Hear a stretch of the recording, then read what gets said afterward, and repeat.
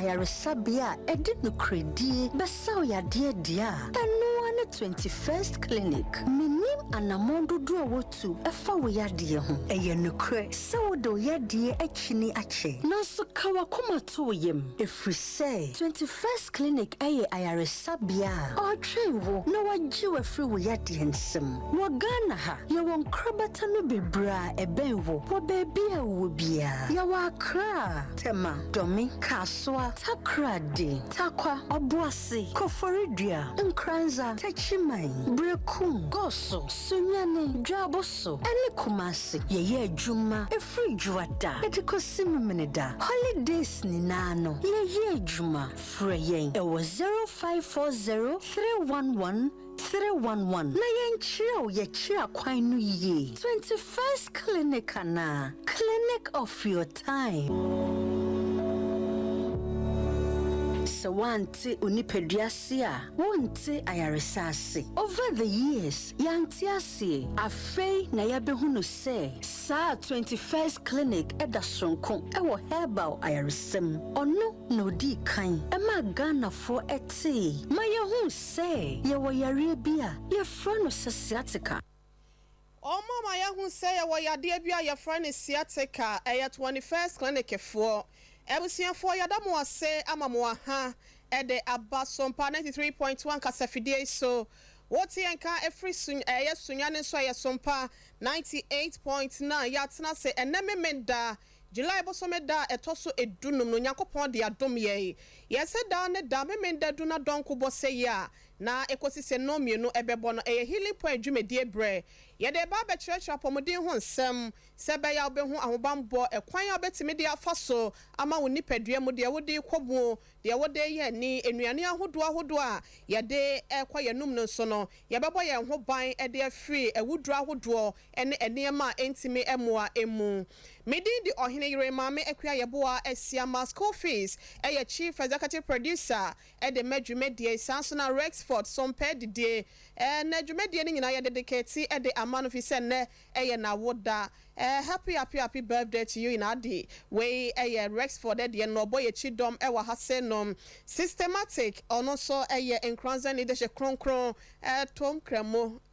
ni kromu na wo free na wono so wa hasenom a odi dwumaso e de aboa ye sanso na bema foso 19 ne oso nuaba program ntino wo time mechi odi dwuma e wo MC ho e de eboa kwaku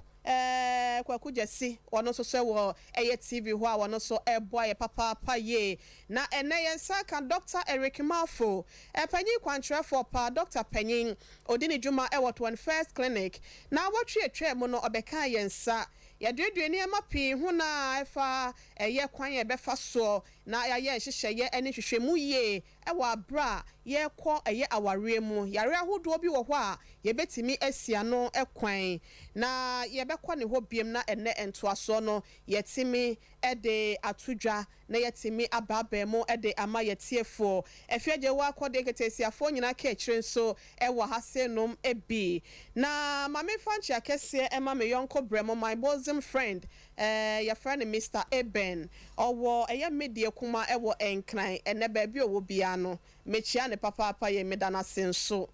yenhwe na yenko afiaje wa akɔde ho ketesiafo nyina ka ekire ho te sen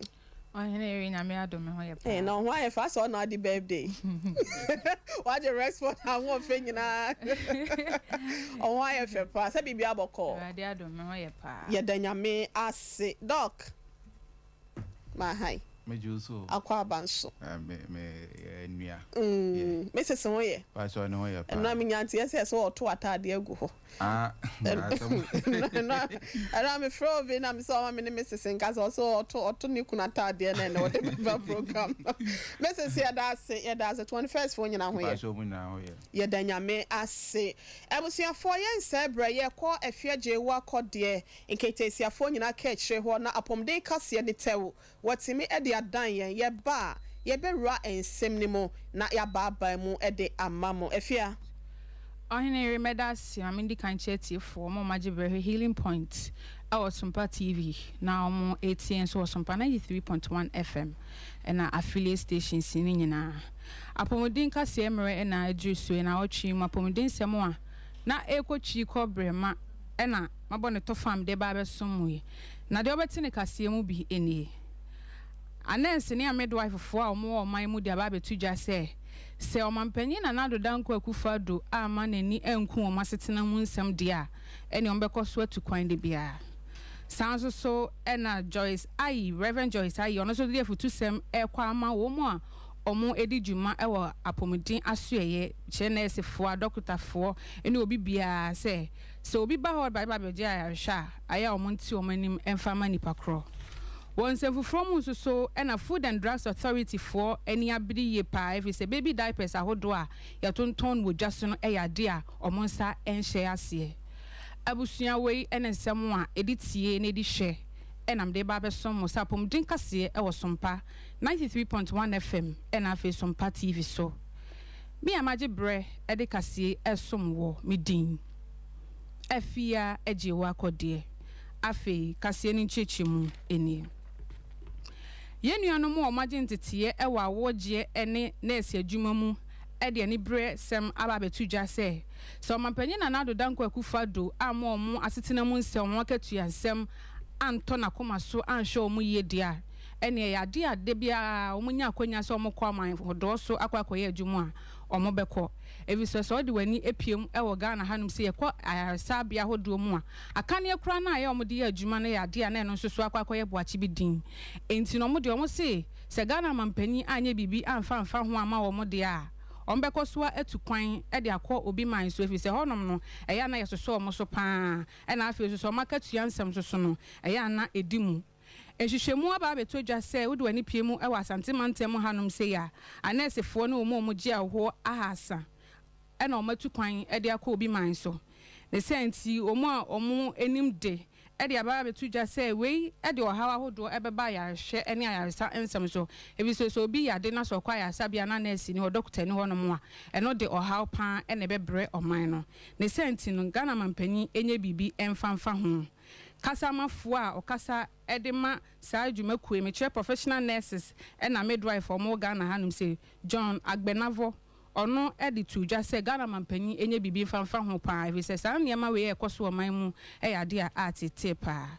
wonsen from so ena Reverend Dr. Joyce ayi ono ena ye kwanchefo panyi de ma Salt and Light Ministries ono so de afutusem ede kwama nurse fo adokota fo bibia odi dwuma son wa ya sabia hodo mu se so obi yade na oba ya sabia omo nhye so mbeti omanim omo ni nipa ne nkasa yie nipa ne no maduro krampa omo nkrokro no ne naye mu omo nkrokro no krampo nam saa ye so be mo ho ato mo na nyamesom no bia no nye nyamesom kwa ne se wu ma obi sika obetua o tight na mom kwan awodo ne nipa ne be kasa ewo eye wadwuma wudie se na asini se dokotani no eno so ebeboa e de age nipa bebre no a enkwa o de sansem we atudwa wa afia no dwumadi a omudie ewo nkrampumpuni mantam de na etoso ensiam ena wode san futusem atudwa fi se na saa asem no na semti eda so ekọ edema ayahwe ne ayarsa ensem eno ti no de sansem we etu eja edema obi a wodi dwuma ewa ayarsa bia eho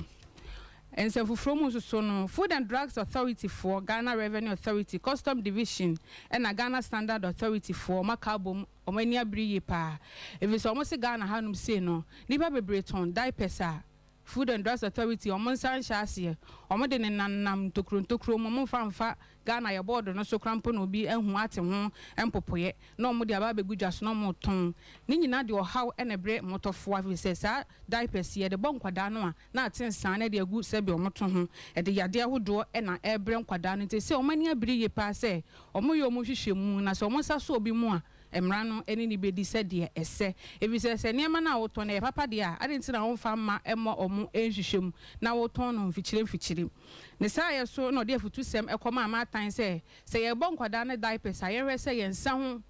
eni fin bia ye sa no ana de oha ebre nkwada na titiru ne ma enkwada ma ya no enti eno so ya de a ye ma yani enku hu eyi pa we so eni nsem a Food and Drugs Authority for omode ababetu eja abusia kase no ha ena medi ebesie mi ameje bre eje pene ewe saye medin afia eji wa kwodie madam nyina ase awammo ni tie ni sha enyado ohene yere maame akua yeboa esiama oto ade aka eso afia je wa kwodie nketesia fo nyina ka ekire na abusua yekọ ekotie no ne yana na se apomde ho nsem de ya na ehia eno nti na dan that one first clinic the sciatica expert for wonom aso healing point dwumedi asene se me de bia don ko brem ko sise no mienu bebo no ye fa apomden kire entime emedan yen na yentime ena ye ho so ewo yare eho entime sra ba bia wo bia no eya na wo de wani akire mo ewo eye over 15 branches aye bie ewo mema fa na nyina no no akwakoje ayahwe ene ayasa ewo ho ye watema kaswa sunyane takwa ene oboase go so brekom tachima takra den kranza kofodua enkra dome ene sehwidwabo so kumasi ase ye kira kwan na ewo ehwia overseas alpha radio enchen ho ena ubehu yen fryer 0540 311 0540 311 yebesa wonyale wanyina ede amount ne titru ene sciatica ya dianansen ekum amanfo pa doc akwa babie moy na yesi premarital health eno na last week ye discuss yenti no ye ba beto so na yetiefo ne adofo no binum wo ho a na wonom emese yenti no for short yenye summarization ewo last week they discuss ye no na ye misa se ye kase premarital health crampo na enhwemu esiase na nkasa anything okay nti mede enhia kase ye bema Sompa FM at T4 near here for and over the 20 affiliate radio stations are there be our more fire na omaji programming so atom okay na said the last week in can say pre-marital health inti na ahosiesie bia obi a wasi kwan so say oba be ware ana say obi a one bema ana say oba eti honum na omadwen se da chi bi on betime aware no okay se apomodin hwehwemu a omobeye soronko se de beye a ebetime aboa na yetime hu se o ha obi krampo ho no ma watime asi ano ansa na wakọ aware mu okay nti no se in short no na ye can say premarital health sana den etie okay na ye genotype mo so kakra bi no so na kasa kakra bi efa ho no be da na didi akire wi a na ye last callers na omo efre last week no ya answer one questions ne de ama won mo kan bi fa genotype ho se no so ya de ye se ya na omo koye hwehwemu wa ye krado se wo kwakọware no yeah na ye can say obi on mo kra na ye di kan say emfa so de bebre na ewo saade we ho and there be a cancer said de be na onkwa ware no na fe de enkoye ohaw bi emfa emeda wo so na sa titi no e wo se wutimi e de tu anamo okay na de na ye di kan e kan ho asempa ye genotype no okay eno no ya de a ehia pa na se da bia no se wo na wo pese o de yare for ba sa so a de ono nso no wama na ba asase so nso no ye bedding kese pa na wo de aba beto no so sure bia na nka wo fa okwan bi so a anke bitima yi sa de na de free ho enti ye kan se de hu hia kese pa na se de di kan wo se obia na wasi aware kwan so na so peso ware no hu ni genotype okay se na be na bia wonko wo sickle cell aha nti de ye kan ne se ye wo mu ahoro no bebre okay na ye wo e wo ho ye wo as wo ho ye wo ss wo ho ye wo sc wo ho ye wo ac wo ho na ye kan ne se na ye kan se with a sickle cell no ya de ankasa ye de ye moja ankasa wo ye nipadua mu no ye bone marrow no aha no na se ye signal treat ya ankasa ye den ho na free enti na ye kan se wuntimi nya hwe emfa ho ade a obetimi aya fa ho an se obetimi hu the right partner e wo se won ne ye de ware bone marrow no na oka se no na ye nka se no echim bi aya na ehim no aha ehim no na yes ye friend say bad cells no yes ukun abo a onsa ade kokko bi na ya na ehim mremremre bi no ni dompe ni mu no eno ebi wo nipadua nim dompe bia na wo nipadua mu no ebi wom ɛna no na yɛ sɛ bone marrow no ɛna no ɛna ɛboa ma yɛtumi nya mogya nti sɛ wotwa wo ho na sɛ wohu sɛ mogya APA na sɛ wohu sɛ bone marrow ɛna edi sɛ edwuma so no na ɛno nso na carry sɛ yɛn sickle trait no nti yɛ ka ne sɛ wo bi a ɔkwan yɛ wɔ sɛ wo hu ane sɛ wo po bi a oni bi sɛne ɛbɛyɛ na mo ma no ebi nkɔyɛ yarefo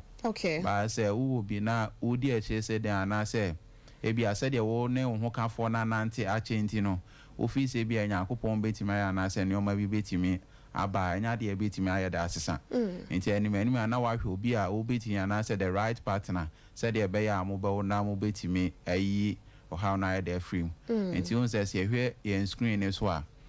image na ɛda so no no ne yɛn bone marrow no nti wo sɛ dompe no ɛna we ni shame finfin bone marrow te no na etimi boa ma se mogya yɛ den nti na yɛ ka ne sɛ sɛ obi a ɔyɛ AA no na it means sɛ oni sickle trait bia nti yɛ ka ne sɛ deɛ bɔɔ so sɛ woyɛ AS sɛ woyɛ SS woyɛ SC woyɛ AC ne nyinaa any kind of sickle trait bia no deɛ yɛabobɔ so nyinaa na sɛ wokura sickle cell no esu ni bi ɛwɔ mu enti onipa a wonye AA no ɛwɔ sɛ okɔpɛ obi a ɔyɛ AA na wone ne yɛ den ɛware AA ni AA betimi aware AA ni AA betimi ayɛ den aware AA ni AS betimi aware AA ɛne SS betimi ayɛ den aware ɛna san so na AA betimi ne SC ɛnso aware AA no nso betimi ne CC aware enti hun sɛ we no ɛnya de a ɛyɛ din bebree sa esan sɛ ohun sɛ bi a ukra sickle cell trait ni bi a ɛno ane sɛ opɛ o partner bi a ɔno nso yɛ den sɛ deɛ ɛbɛyɛ na ɛnkɔfa ɔhaw bi nya den ma na yɛ kan sɛ woyɛ AS na sɛ woyɛ ɔba woyɛ AS ukun nso anaso nipa a opɛ sɛ wo ne ware no AS a ma ho kwan sɛ mo betimi adan aware AS intimi ware AS mo intimi ware esan sɛ ukra sickle trait ni bi na be ma no nso ukra bi enti na kyerɛ sɛ ma mo bɛwo mo no yarefo betimi adan afrem na deɛ ɛya na yɛ kan sɛ wo ma miɛnsa o chances ne say emu baako be yarefo no very high na de etie ne say eye oba nkoto so miensa de a eno de anka problem bi enye de eni ho umi no anu atwa so na nko atwa so ana say na wo baako bi ana nko atwa so ba yarefo ni betimi adi kan aba ansa na ebi omo nya yarefo no aba akiri ba san so na de ohaw kese ba be de eba beto so enti de aye kan ne say wo ye AS na sɛ wo partner no nso yɛ AS a muntimi nya den ware ɛna sɛ bi a woyɛ AS na sɛ wo partner no nso yɛ ebi a CC ana sɛ SC ɛno no nso no muntimi nya den enware ɛkyɛ sɛ unya kura sickle trait ni bi nkoa de a the best way ne sɛ ɛwɔ sɛ wokɔpɛ obi a onni sickle trait no that is AA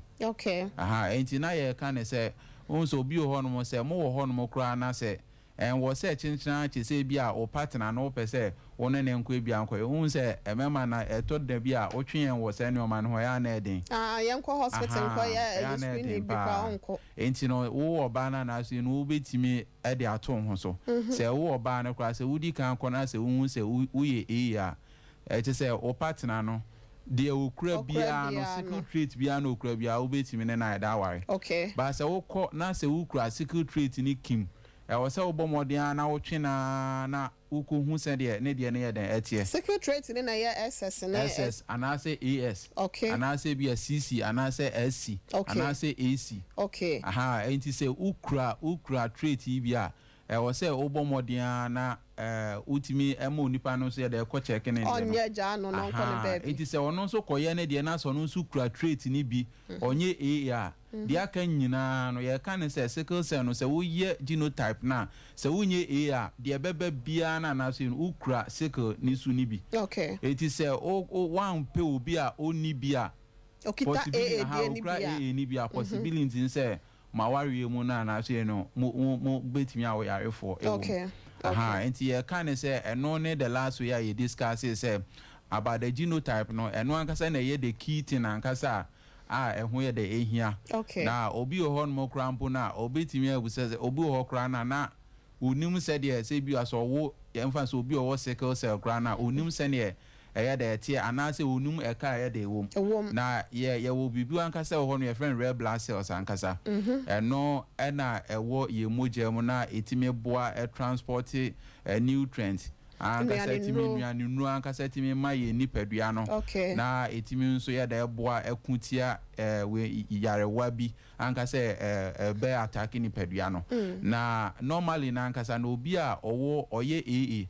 no a onkra sickle trait bia no anase yemfa ne se obi amfa se ono nso kura partial one no that is normally se yemfa se AS ye partial se enshada nimu nsiase obi CC a enimu ensiase na yemfa so obi AC nso a ono nso enimu ensiase ba omo a omo ye SS no ankasa no ha omo no omo de omu kura se su mienu na ankasa sickle cell su no ye de emienu nti omo ye SS no omo red blood cells no etiki 10 to 20 days per na a rupture na de etie ne say on say eno na etimi boa ma e carry oxygen e fan say mframa ekoni padua no na say organ bia no oxygen no say uni padua na ankasa deprive of oxygen per na ama onkwamoa no ana say wo organs na hyase say ewu enti na obon say bi obi timi nya stroke se moja ni nya short kate pepepe then obun se na that part of the brain no ankasa na sha se cells ne nkwamwa na sha se de ewu to obun se bia obun se na ne fa na nse da nya enti eba sa na ni moja na so na rupture 10 to 20 days but normal ones no ankasa omo nye SS no 120 days ankasa na de edi enti se eba sa na always be na at least 2 to 3 weeks bia na was ultimately ne ko hospital na man moja ba shene so say yemfa ne so bi SS na obi busa question bi na me fa so na me de answer last week you know na at times no busa say SS no e bi enfie say na e bi onipa na odi answer no wawu atete sem na enkofo di hu bebre she nipa mu ema wobon say o say ene enfie we na akade a medi say ene enche mewu ana say no kura bi eni musa because minu SSB a ono nso atimi a de anyi ekwanim na no free breakum yes enti ade a metimi aka ne say wo ba bi na say oye SS a entwen mani moja na nya de enwe say wo obi a say owo SS na say wo mani moja we ansa na ode na ko hospital no mama no moja o mani moja we na say o ma na aduane yi a eno no entime mmoa na mani ntime nya de enche e wasase so na mo ade o say wutimi ye say abibia na o say wo make sure say enuane a odi bia no ye enuane e betimi de emoja ye de aba nipadua ni mu na abibia no say o say frequent checkups e o say abibia na so wutimi ko hospital say na e be ya say emoja no e drop ya betime hu no mu di moja na de asine so say eba sana onipa ni timi live fine otimi live good enti no misconceptions bebre ho no ma eno kra create more fear and panic ankasa ankasa de but yenum nkofo a omo ye SS a omo timi de anyi so if say nkofo no etimi nyi dia then se wonsu timi hwe wonsu yie na se wo hwe waduane die mu yie ana se maame na amfanso wa wo SS no etimi ehwe ni yie a possibility so betimi anya akona nim pa no ye very high possibility so betimi anya akona nim no ye high ni nyina ejina ahweye eso yesi ahweye da bia kasem no eya na ye da na de ewo mu na ye ni age bia obi wo sickle cells a ye kase odi 5 years odi 10 years 30 years na watimi afri mu ni nyina ne se obehwe wodi die mu ye na brano de wani akire mu ewo ayasa bia akwa hwehwe mu bibi toche ma omoja no sorti a na yetimi ede bia hwemu entena se ma akwada no awofo bi wo adok mutimi tena ho na akura na collapse was come near the number but I was otu na mo kwose every 2 weeks bia na say bia doctor say me fa ne mrenten me de na ekwomisro ya na mo hye ne so de amaye healing point dwumedie so nko na sa enkyekere we say no ye de ebe ma wo na ya ka say dwumedie na ekwoso Sompa 93.1 kuma say Bekro na woti enkan wo sunya ne Sompa 98.9 Nkranza enso Fabia FM NJ FM wo Ejra Asta FM wo Techiman Ajenkwa FM ne Asta FM enso wo Asta ne Ajenkwa ene wo Techiman no ka kire wo Brekum Witness FM wo Sehwedebi so go so Success FM Radio Rainbow wo Dwabo so Kwa FM wo Enkoko Eastern FM Okofodia Power FM ewo Enkran Dynamite FM and so ewo Takwana Connect FM so ewo Takrade Ewiase FM ewo Wenchi call Sompa TV Ghana and Sompa 93.1 ewo Facebook Sanso and at 21st Clinic and also ewo Facebook YouTube no 21st TV and Sompa TV www.sompaonline.com and so no and sending in your crucial e dia kogo wantini ya no akọ kenken bi Twitter no Sompa FM and Sompa TV ebusia premarital health and ye ka ho asem no na doc last week ye call us be free ye wo mo de na no tel na ye ntimi ento aso Richard Free Ashtown na obisa se yade syphilis pa inti e wadru. Yeah. Okay. The thing say yare syphilis wadru. Normally no you find a sexually transmitted disease and I say enemu yare bia no wadru na say when to me or kwan a obefa so will be treating no no na eya na ma ne kono ye den. Okay. Won say ade ya na say bema edwunso na say otise ya obi ebia ewo mu a ana say odwunso na ote ya wa ono madro no wako hospital na ya tre drama no be 7 to 14 days no ono be 2 or 3 days pepepe na ya ono eko enso anso na wonya ni nyina na obun se na eko enti obun se bia edro no na wajai se wanyai kran no utimi ja be 2 or 3 days ankasa etum na obun se wasan ya da ato anso okay but the thing say se onu madro no adro ni kwanim na na moawa no echinji omu shape okay enti afede edro na uja ton no ebe kakra ombe brasse but no mu free moje no ma de ni mo mbe kofom yes enso no mu we enti we sometime na so you know ombe san gain strength okay ankasa then afede we know omasan ma that signs and symptoms no but already na ankasa edro na wa no oma you used to it into on build resistance. Okay. It's a fade ono madronu kra na enye dwuma bio. Ono madronu kra enye da enye dwuma bio. Ene bebre na say to me abuse antibiotics. Say doctor aka say bi ono madronu ono short time pe obun se no wajai. Okay. Say dro na ono ye no say unya say infection na say wosan koto say dro na enye dwuma. Because already no emo na kasa build resistance. On said there be a quack malaria draw. Won't send near the combinations. Ya do near the album. Because a bass and I'm 1 year used to the dragger. And one who be treaties are uncle. Oh no, sanity until a cure until all more they will buy a bit me. I know. Okay. Ma better de sunyane ba ko ne abonde otuma ne fo say omuso so mpele omo ho na makwada be ma we say ne be memo odinti no na otsi ho saa eboyi wode bon fan ne fanti no na so udem ni pay wo ss o se me de minti mi nya no na da chi bo akọwa akwada bi ababa ye yalefo na wo ya afa ya na yo doc be ma ne de obehu na ma better ne kan wo se bo hu no odwane agyaw na oba no no abe ya ade so awo so ntimi nkoye adwuma no wanya sika de abehwe no obebro besin ada bia na ye twetwen enti ma better se ya na e ma no yesu so mpra wale ho ono ne de a ode ba ye futuo ye nkanka ho na Daniel enso efre wo se ba ne se na nipa mi no ba ne be ma ekotena ware asesa na e ba ne ma enso be ma ne ja wo ba na no na watimi akwa wo nchen okay genotype na ye ka ho asem enti on se no ma bi o ho no ma se enkan se enfa se premarital health na ye no ye no ma bibre ansa na obe de obekomu okay ade ba akwa ya na ma ni ma se omutwa ultrasound scan okay scan na so hu se bibia ye okay pe ohun ni se bia ni bibia ya de okay was say bibia nsi ne ho kwan se was so but on hwe won kwamwa o chromosomes scramble no eno so unim se na ye that chromosomes ne dey impacho eno ne ye beba so nti na me pese good okay so that na ya cheche mu ye pa enti we know eno so no on check ye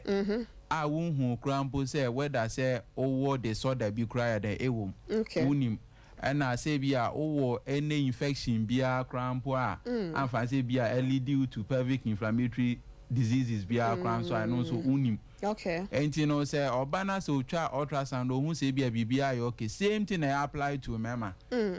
who says ne nkwamwa no okay nkwa de wo say owo no kura bia enimu sa because nkwamwa no okay na se entimi nsuimi ankasa nkoka oba ni nkosua na enya de a obetimi ada wo na se nkwamwa no nso yo okay nso na se we know omu shapes ne nso no enso nya papa nso a untimi nya de enwo ebi mfinfin no omo to no so chen wo muti no nti no nkwamwa de okay but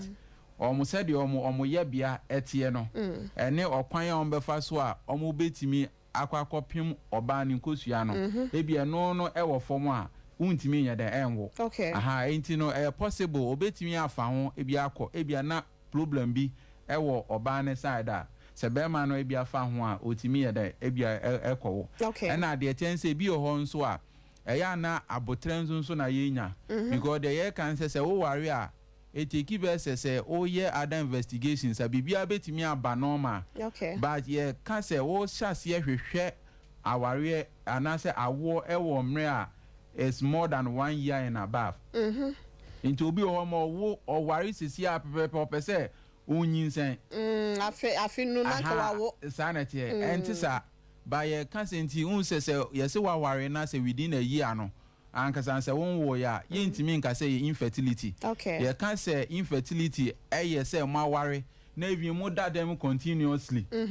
Enye say bi a obi ti akra and obi ti fa takwa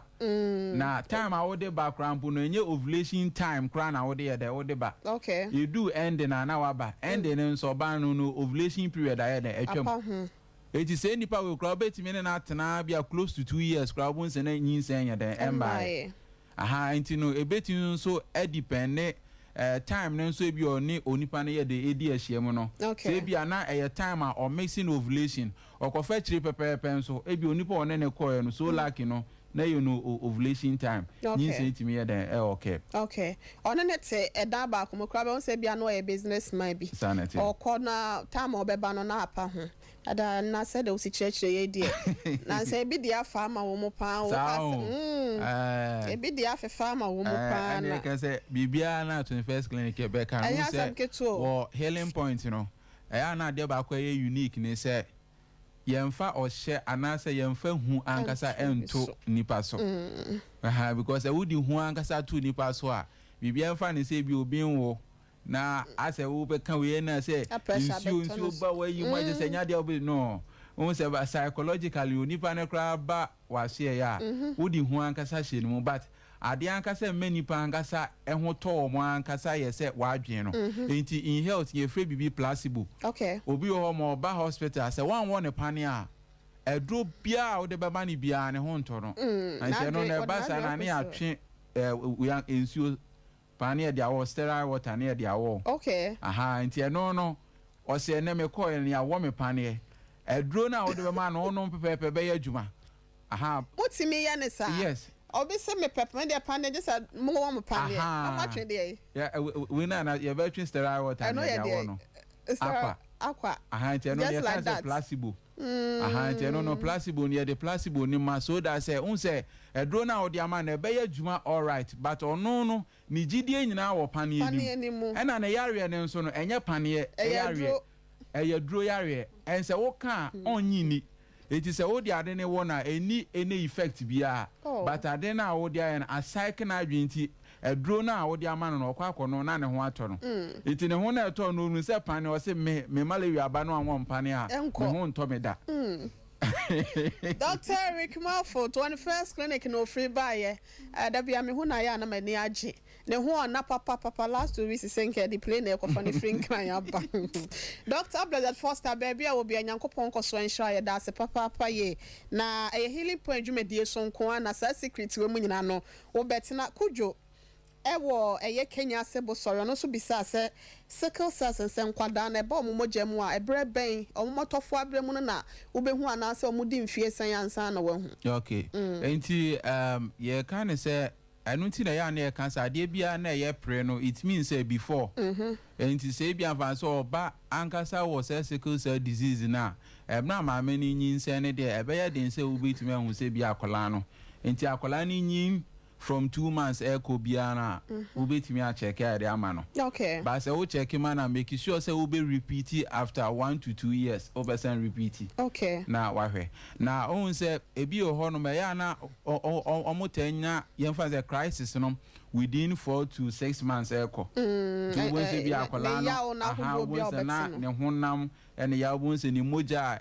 sorti no. Enti wo de wahwe from best 4 months and 6 months yeah kui na so sha say wo be ko a mi ho an say bia na ye wo other alternative a ke betimi aden e ba sa na bed ya na wo de to akora ne so anti no from 2 months and above bia no betimi aden a check it but o make sure say be obesen repeat within 1 to 2 years na wahwe. Okay.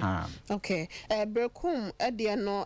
na ono de wayi ano o ka sickle cells ya na di mfie se ya nsa na wa frame ya se ni nyina agina wa hwe ya wo be wa didie ne wo check up sa wo be ko na ya sabia bi ho no ma on say the chance here was sickle cell disease and there was sickle cell crisis. Sickle cell crisis na ankasa no say o was sickle cell disease na say one hwe wadi die mu ye one hwe wo health mu ya eno na wo benya sickle cell crisis no. Okay. But so nya sickle cell crisis ne dia eno de wo ye na eba to so a enche bia wo betimi ada film because da bia na say ohun moja ewe na say bia adako ohun moja ewe na so bia ni fia na akwa problem there there dia ba. Say mutimi collapse untimi nya hwe. Untimi nya hwe. Enti de kan say wo wa e wo say wadi die mu no ena wo say wo hwe ni ye. Okay. Na abibia so no enfants ade bi ye mojadro de en wo sen ye den pound cause abibia no se o ko enfants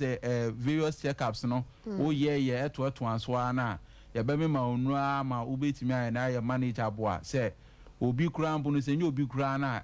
ana bi onimu kura na wan kan se na nya de onipa no be den aha be hu and ene enfa genetic de ene so no so bi sickle cells na wo edra ye di to ase. Okay, the attorney said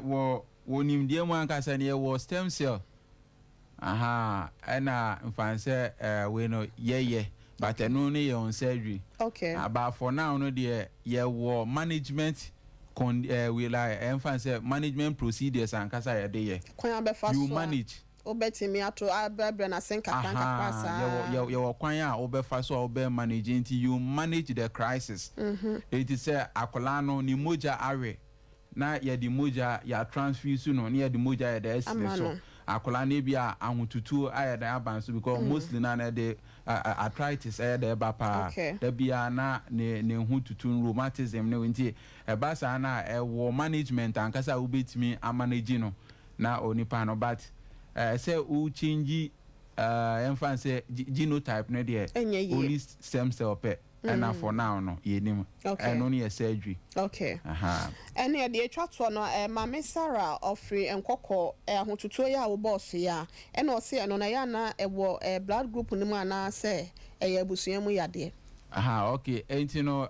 the can say yeah sickle cell no you find say genetic. Okay. Send say one hwe you find say bi wa basa asisu yi. Enya de mfanse we bia we anase AS na woni obi ebi akotena anase bia wono maame atena na bia o genotype asesa entisa no from right from birth enu nti ne kan say se wo koware aye nhihye eye na ebia mankwa nkoware munna ebia mukura sickle cell trait na mankoware se mo koware dia then ebekoso atoto aso wo abusuan mu saa because wa wo SS say ono nso anhwe na so no nso kowo na so anhwe ne partner yi a saa na edede san to bonse abusuan ba ko no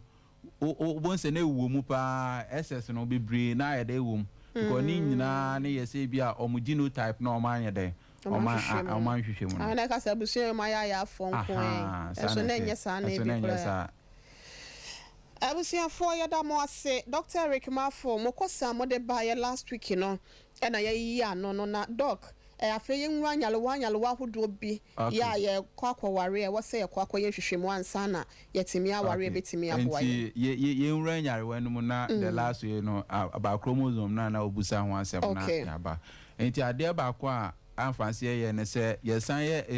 STI screening. Okay. STI and sexually transmitted disease and namu yare enti anu ye di kan hwe syphilis. Okay. Because if you so was syphilis na so de kwa ware mo anase bi abema anase so de ma oba se oba ni nyinsen a a possibility in say betime de ohawa ma akwala na ye high. Okay. Enkwala o mani achi bebre ni nyina ye syphilis. Unsa akwala aha ni che wono. Dodo na ye syphilis mi hwem baby for no. I know ye syphilis. Also the insurance so na ni da ne baby for so hwem. Enti dodo no ma enfanse maame no wo syphilis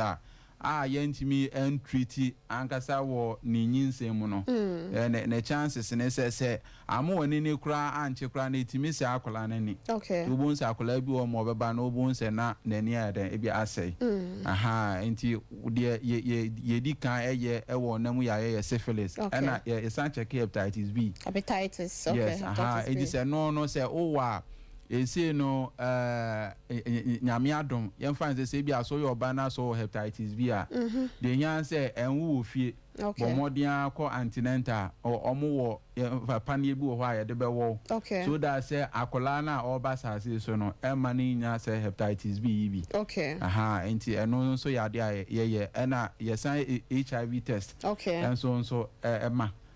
because one say ebi o ma times no say uhun krampo say o partner krampo we are because ye onipa ne no maduro there's no way say bia obetim kra ni nipa ne kra atena krampo enya de kra obe den obetim enya bi enti eno so ya de so amfanse ye hwe aside that so no be chlamydia test ankasa because chlamydia test ne ya de eno so timi esi ma wo ho ekwan bebre normally nkofo anase nipa dodo o mutwa scan na obon se PID pelvic inflammatory disease dodo na as a result of an infection amfanse bitima gonorrhea anase chlamydia ya na se ho no yes anti no unse eno no chlamydia na ankasa no eba anase unya etimi tena wo moja mu ankasa ya da chema no and maun nsunsuanso bia ti ade omo yense bi wo hono ma omutimi ede ohaw bi anase chemato bi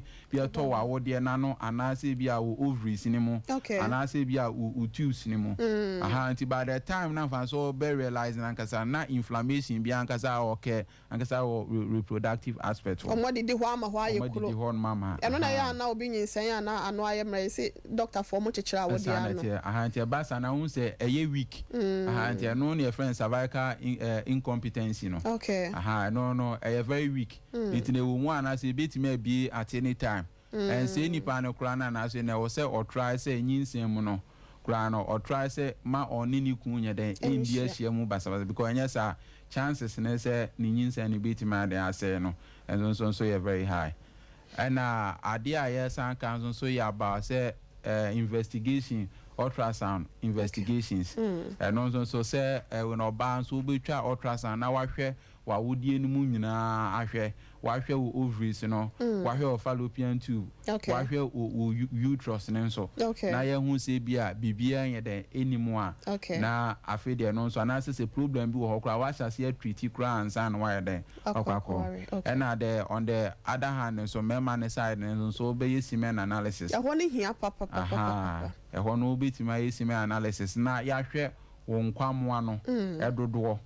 na afenzo so de ya hwe emoa no ma ho odin a omutimi de edi tumri ka ankasa de koka oba na ankasa ne nkosua no ena when ya san hwe se de omu sheep no omu tibia na so omu ye bia no so ye de etie ena finally no so ye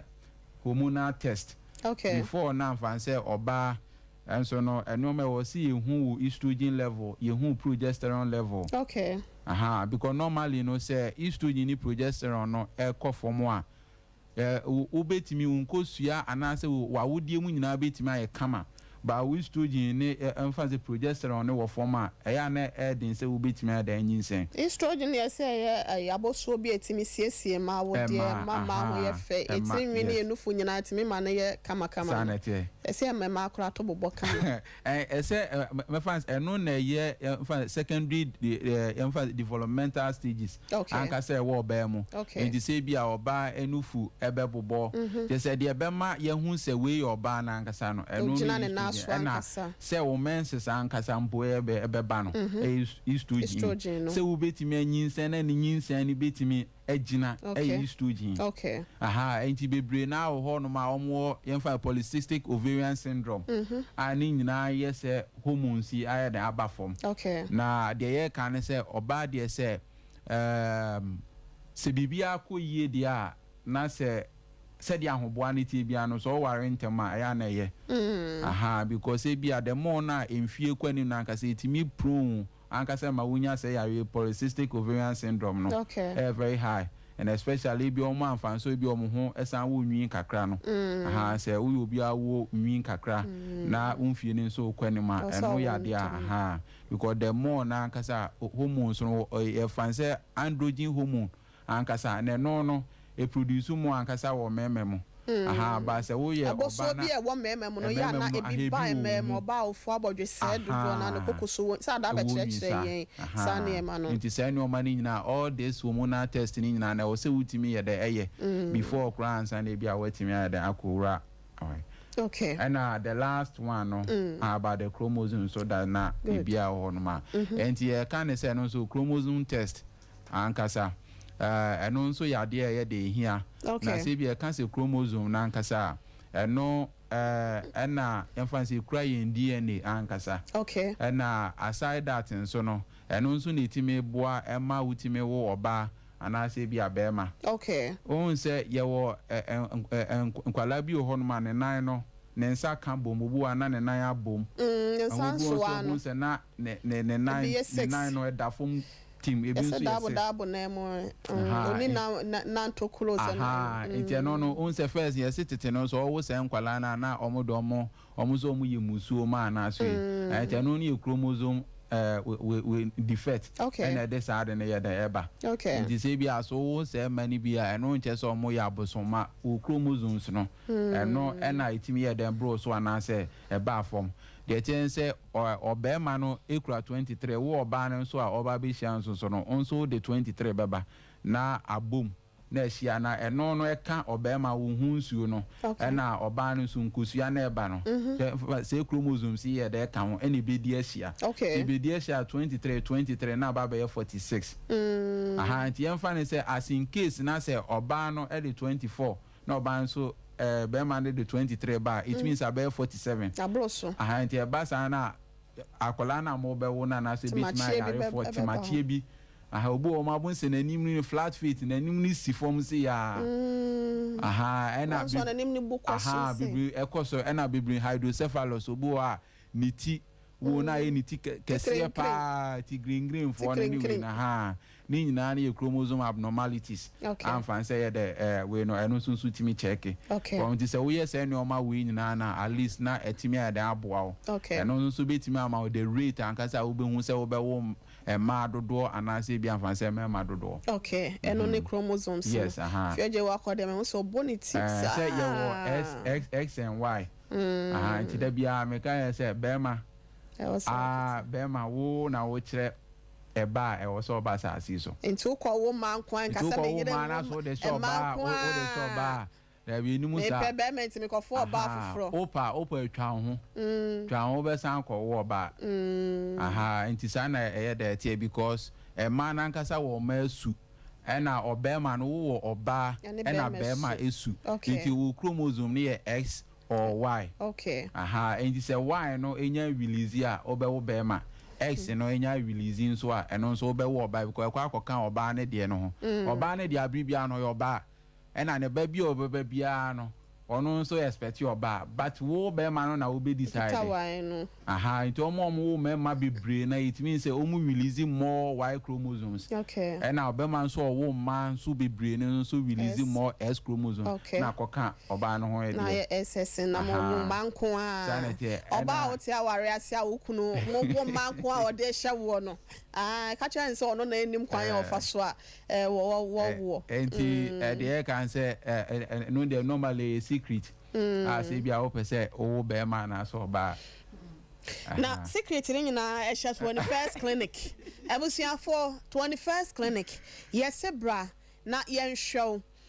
de yabobo so nyina no pese oba be ye hwehwemu akwan da hoto amni kabra mesro oba wasi so nkase wo mfie na ekwa ni munti no be ma na wakwa akohia no se me nkonti no wo tena se ade ya pa ne se obetena se na wawo na akwada na akwakoye yafo oba no na ya na wote ho penten kwa pa nti no de yabobo so nyina no say genotype yo say enemu nyalewa hodo a wasa utimi koye mu hwehwemu ansa no waware hepatitis B HIV ni ade ni nyina no semen analysis bema wonkwamo ano enhwe wo kese a obema ne yoso ene ne tenten yeso ni boyi na wa hoode mitimi de ball ba no meso bia na ne ma bi wo ho a wo semen ne nkoye wonkwamo ne kura meka se ne bi etia wase ne tini ye kese na ne mfimfi na ye kese kakra na ne to no ayetia kakra na ade ba bia wo semen no ana wonkwamo no be hu se ne to no eso boyi na ne mfimfi na hwea na ne tini so kete mesro basa wontimi nhye oba yefuno na ye bomba ne so na ye nko na ye nwa abusia ne nyina no ko 21st clinic ehwa overseas alpha radio nchen hwa ena ubehu ye meso mofa branches no ento so emaye sanso ena wokọ enkran ya dome enso ye wo hwo sanso kasoa ubehu ye takwa enso ene oboase nyina court junction ye oboase court junction ho ena obehu ye so nwa na ye original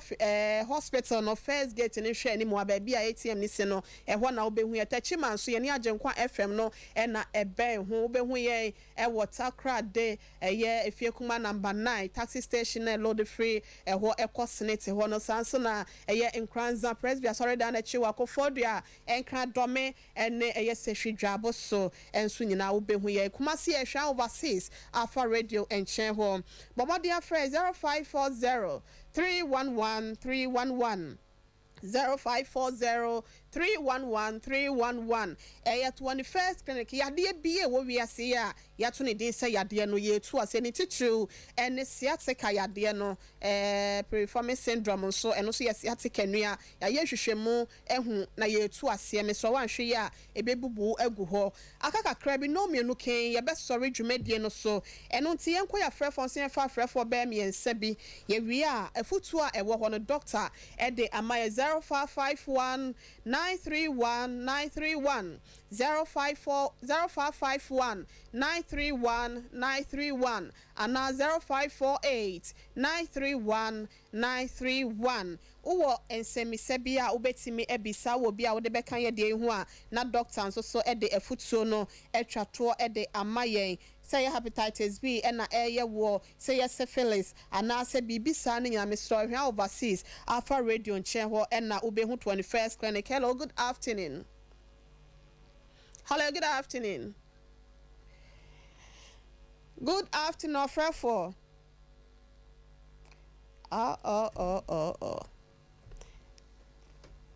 Yen share minima de crowdina so but yen tenen can. Good afternoon.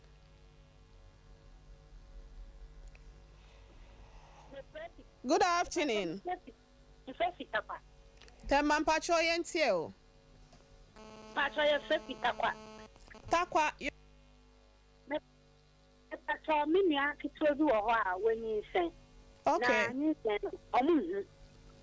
Okwa hospital. Okay.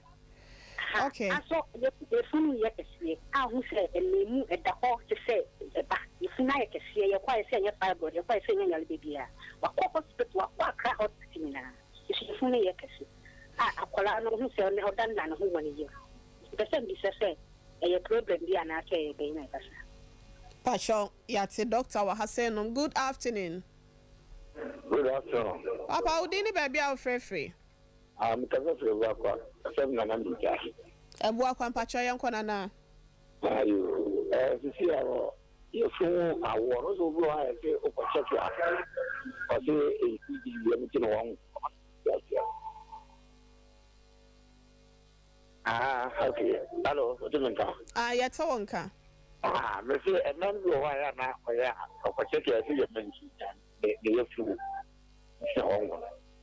And I'm better to Okay. Nana, yet here will pass or Cassan and my ye. I would assess this would be a neate, young last one, she. Okay, hello. Nana, my phone and mail on yet you. Hello. Yes, Nana Pacho yet you.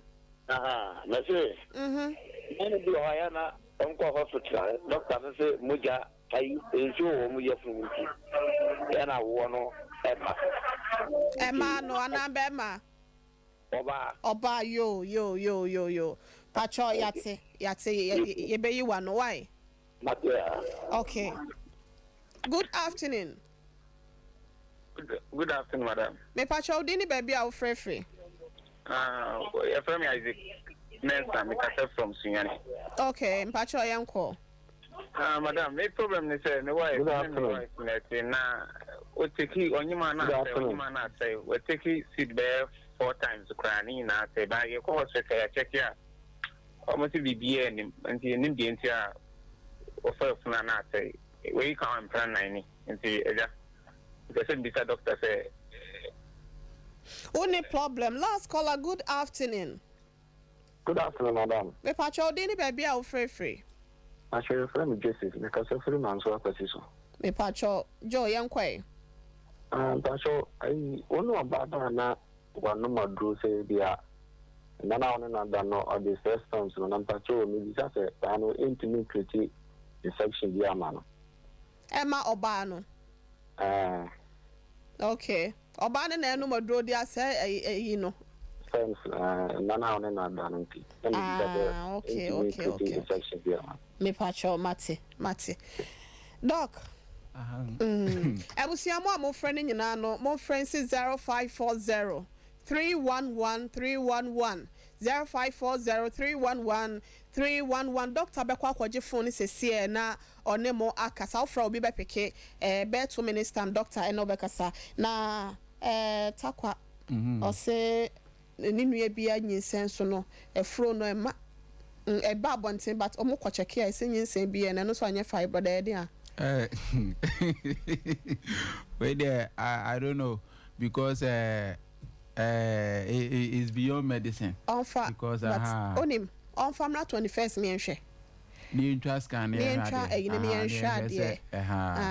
ye honhom asem so because e bi ho no kra na and you can say bi na nye fiber kra but e be betimi all that thing ya the fufuro bi anase wo half bi envese bi normal dem ma me ofre ye free takwa Mr. Satakwa Roman store so na Pachoko 21st clinic wa watu kwa wasi uti healing point na yesore so a na wa Fred Doctor 0540311311 ebu akwan so say ya na yesi nsu aba begina oba na yemeno ya na yedin a say nsu begina wo yama enfa say bi ho ma bit my hydrosalpinges nsu bit ma gina wo ovaries ni mo ene nsu ankasa nsu bit ma gina wo awodie ni normal to ya on kwa ya sabia na nti e wo say we no timi e dey treat yes a e wo ho no ma ontimi nyinsen omra 21st clinic ni enhwe enfama no nkodada ho ya sabia bia na sunwane nso so yenua be ma ofrefu Isaac o say ya na ire ne ya na asai nyinsen no be atwa so nti ono ne de no de atwa so no ade a metimi aka kire nse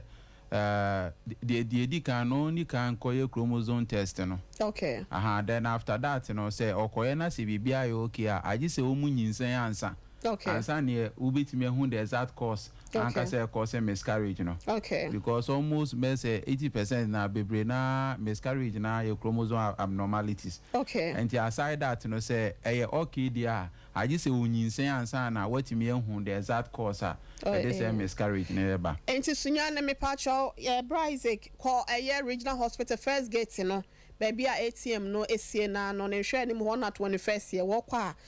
wo se ese bra ho na ebe ye sa hwehwemu no na de otwa to no manso ni no se Joseph o se one ne yere da se ne mpena so minim se ne yere no boy yeah be infections be on san no ne emfa se duru ankasa contraceptive there and prevent infections. Okay. Nti se wo no waduro na se wa mon ho ba na so infection bi anya de ebetime si ano kwan. No no part say no mind me ha no.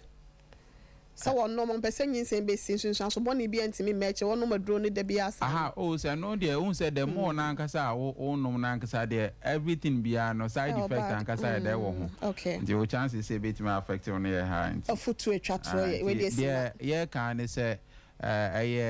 apomudin chechra ye de ebre etiefo na ahwefo nyina wo kwan a ombefa so before ansa na ebi ombeware na ye kan se eka bia wabo no test anase na ye di kan enso ensin wo wedding na wo beye enti bomode na tu anamo na hu se ne oma we nyina before ansa na wodo ho aye de akọhye aware mu na ankofa ohaw bi anye den ama. Okay, and cheni pa me no ene sorry. Anti made nchi akasi ankasa akoma yembra Kumasi branch. Okay. Overseas. Yes, overseas. Madam Lavis ono ni senior sonographer. Anti ya bobo su nyina no. Se wo problem bia ankasa obetimi aba na otimi atwa scan ama. Okay. And other staff so we know staff ankasa obo juma pa ye. Okay. Mr. Patrick ono so say physio staff ono so ewo Kumasi branch and other staffs in na branches for ni na so ye chia wo manager dan ye chia Dr. Blessed Foster Penny pa baby a wo bia no enchia kese ne de kwa ma doctors ne me crash bi wo ho me refini din ba branch bi me chia wo no mu nyina busia ye sorry so na ya damo ase ye so 0540 311 311 0540 311 ya na wa Fred ye ha wo bia no ye be pa no pemesibre e de amount. Yes, sorry, so happy birthday de kwama ye nua be ma Rexford Kwete dodo na e friend Rex obetimi a friend Sompa didie or ye graphic designer e watara one media Sompa TV Sompa FM to be precise and na ye wa woda me nua be ma nyame pa na yes ready ama wo nyakopon koso anhwa o ma onim de ne adwen ya isi ase a obetimi e de dwuma no aboatara one media ama na fra domo akọ adomo. We love you so much. Happy birthday to you Rexford bidi do hinire me ekwia yeboa esiama betimi afrem abrewati amejo so Dr. Eric Mafune ne obeka yensa eye premarital screening ye de ebedan mo afiaje wa akode e kan ye ho systematic ebodwuma e de my Rexford ene eye 19 fo so kwakujasi ekwoba sempremo bema ono so hwe ye twa ye ba TV ne so ya sorry so adamu ase nyankopon eye adomo a da sene ye besai ehia.